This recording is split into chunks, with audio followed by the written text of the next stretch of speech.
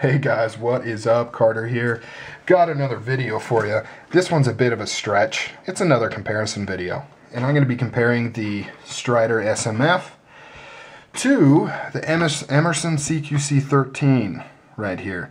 It's a bit of a stretch in a lot of ways because they're very, very different. However, there is some similarities there, and there's also some similarities between, they kind of go together. A lot of people like Striders, like Emersons, and vice versa. And they also occupy a lot of the same space on the USN. So let's take a look. And they're not entirely different in sizes. They both have about a 4-inch blade. The handles are almost exactly the same length. The handle thickness is very, very, very close. So let's take a look at these.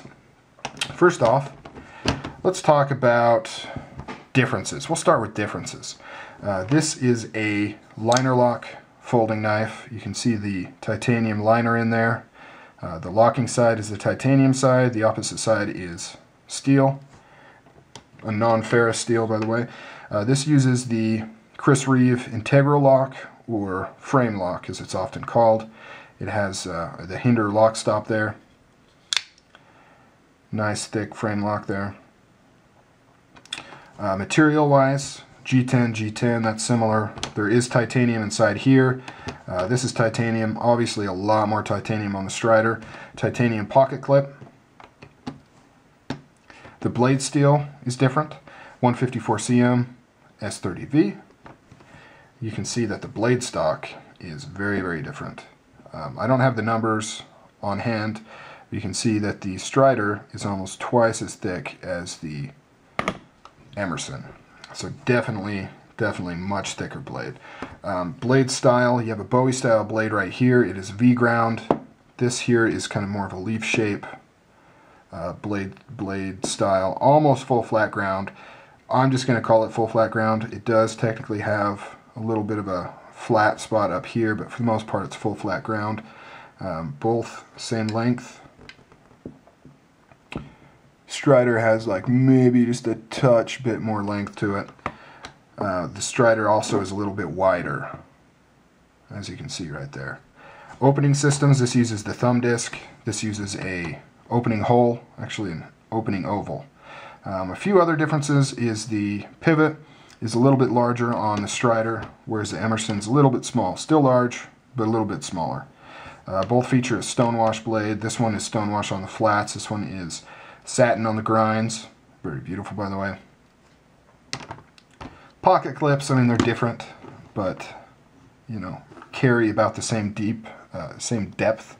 The Strider's a little bit shorter than the Emerson there. Now let's look at similarities. I already kind of mentioned how they somewhat go together in terms of who likes them and who doesn't like them. We've talked about overall, the size of them are fairly close. The weight is actually fairly close, which is very interesting because you'd think a thick slab titanium knife like this, such a beefy knife with thick stock on the blade would be much heavier. It's actually not. Emerson's are quite, they're not super heavy, but they do have some definite weight to them. So they're actually very similar in weight. Now we'll have that number down below. The cutability on the blade, this one would be much better for kind of thrusting into things because you have this nice kind of leaf shape coming to a point right here with very little curve on the actual cutting surface. Well, not very little, about medium, I guess. This one here actually juts out pretty much straight till it gets right here, and then it has the abrupt Bowie curve with the clip right here cut out of the top. So definitely still good for thrusting, but it's not quite the same. You can see because of how it's upturned like that, it would kind of want to scoop up, whereas this one's a lot more straight how it comes to a point there. Lockup, both solid. If done correctly, the lockup's going to be great. One thing to note is that if you look here at the cutout, it's actually quite a bit thinner than where the bend is on the Emerson. Now it's much debated on how much of a role that would play in terms of the lock failing. I'm not going to try to answer that here in this video. We could go back and forth forever on which one is technically stronger. I will say though, there's a misconception that this little liner lock, which is actually quite thick, is somehow so much weaker than this huge thick frame lock right here. But really, when you look at things like that cutout, which is very, very thin, and this is generally where it will fail, and that's excluding slipping off the lock. That's just talking, assuming it doesn't slip off the lock, this is where the failure would occur. That's the weak spot. So something like here, there is no weak spot, and the entire liner is actually thicker than right here. So yeah, so very interesting in terms of which one would actually fail and which one would not fail. Next up, Ergonomics. Emerson, hands down, awesome ergonomics. Best ergonomics ever. He puts that kind of on top of his list when he's designing knives. So it really can't be beat. The Emerson's good. It's a little more aggressive. You've got some sharper angles and things like that going on in here. It's definitely not uncomfortable. You do have the ability to choke up with this choil here, which, by the way, this does not have a choil. So you do have a little bit more safety. If the lock were to fail, you know, should be protected fairly well right here. Whereas on the Emerson, if the lock were to fail, you're going to the bone probably. The downside to that is you do lose cutting length. You can see if we actually line up the cutting length here, you can see how much smaller it is, and then if you carry that down to the handle, look how much longer that handle is. So it is a little less inefficient in terms of getting that cutting length. However, you could also say, how much cutting length do you really need? Do you need more than 3.5 inches of cutting length? I don't know. Only you can decide that. Sliceability. This would do very well for smaller, you know, like tube and cordage and things like that. Being able to cut through that. Once it kind of hits this flat spot, you may run into some issues. And also, if you were to ever hit this thumb disc, if you're cutting through something and it was actually moving up through this part and you hit that thumb disc, you could run into a few problems with cutting.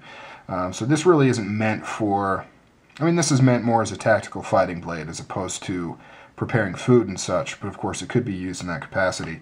Whereas the Strider with the full flat grind, it would definitely slice through things a little bit better, even though it is much thicker. You can see here. Let's take a look at the tips.